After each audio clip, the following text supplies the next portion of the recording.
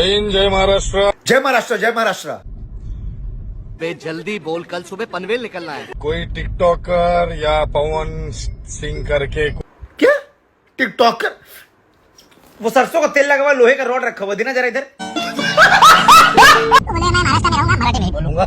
चाहे जो हो जाए, मर जाऊंगा लेकिन मराठी नहीं बोलूंगा।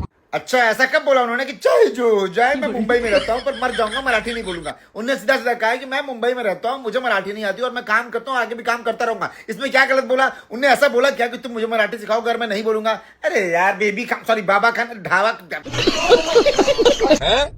कौन सा स्टार है रे तू ढिल्ले? क्या बोला? साले इतना जूता मारूंगा ना मुंह पे खींच करके, घर वाले 2 घंटे तक पहचानने से इनकार कर देंगे। सस्ते दुकान से खरीदा गया खराब पैकेट का खराब हाजमोले की तरह दिखने वाला इंसान।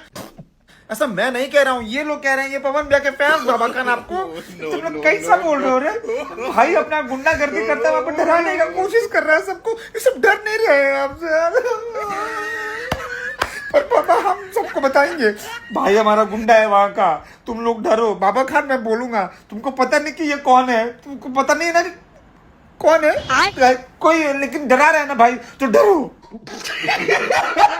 अगर महाराष्ट्र अपनी संस्कृति की इज्जत करता है तो हम महाराष्ट्र की संस्कृति। अरे वो महाराष्ट्र संस्कृति महाराष्ट्र का ठेकेदार। यहाँ पे किसी को कोई दिक्कत नहीं मराठी सीखने में, ना मराठी बोलने में। सिखाओ तो सही प्यार से। अभी तेरे से अच्छी बैठ करके तेरे सामने उर्दू की बुक खोल करके मैं पढ़ दूंगा। ठीक है। बगदाद के काबिल एहतराम किरदार अब्बासी अल मुस्तानसीर के फर्जद अर्जमंद, अब्दुल अजीज के फर्जद अर्जमंद, यूसुफ के फर्जद अर्जमंद कल दोपहर दौलताबाद तशरीफ ला रहे हैं। ऐसा बोल के दिखाओ। नहीं बोल पाओगे। क्यों? क्योंकि तुमने सीखा नहीं है प्यार से। बात तो सही है, हमने सीखा है, हमें प्यार से सिखाया गया है, इसलिए हम ये बोल रहे हैं। हमें मराठी सिखाओ प्यार से, हम मराठी भी बोलेंगे, हमें कोई दिक्कत नहीं है। हिंदू मुस्लिम सब भाई भाई हैं, मराठी सब भाई भाई हैं। तुम जैसे लोग लड़ाई लगवाते हो तो ये मत करो। क्या बात है सर, क्या बात है सर। राज ठाकरे को जो चैलेंज करता है ना, देखो फिर वही बात, मतलब कहाँ राज ठाकरे, कहाँ पवन भैया, मतलब वो इतने बड़े ठाकरे खानदान के वारिस, और पवन भैया एक्टर। कभी कल को राज ठाकरे सर अगर सामने आ जाएंगे ना तो पवन भैया झुक करके पैर ही छुएंगे, क्योंकि उनके अंदर ये आदर है, सत्कार है, सम्मान है। वो क्यों चैलेंज करेंगे उनको जाकर के? भाई ये बड़ी अच्छी बात कही आप। पवन भैया ने किसी को गलत नहीं बोला, ना मुसलमानों को ना महाराष्ट्र को, सब लोग उनके लिए एक समान है, बराबर हैं, भाई भाई हैं। और हमारे दोस्त, मेरे मुंबई के अंदर 13 से ज्यादा मुसलमान मेरे दोस्त होंगे।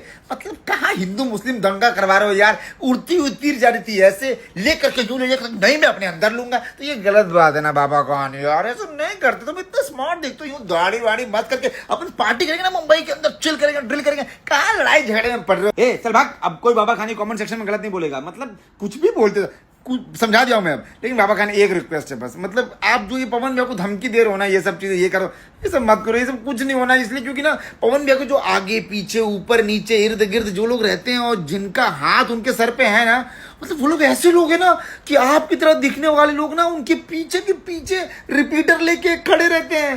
तो कुछ फायदा नहीं होना, मतलब इधर कुछ नहीं होना है और उधर बहुत कुछ हो जाना है, तो इसका क्या फायदा है? मतलब भाई भाई है, दोनों लोग मिलकर रहेंगे, पार्टी शार्टी करेंगे। गजब टू बी बाज आदमी।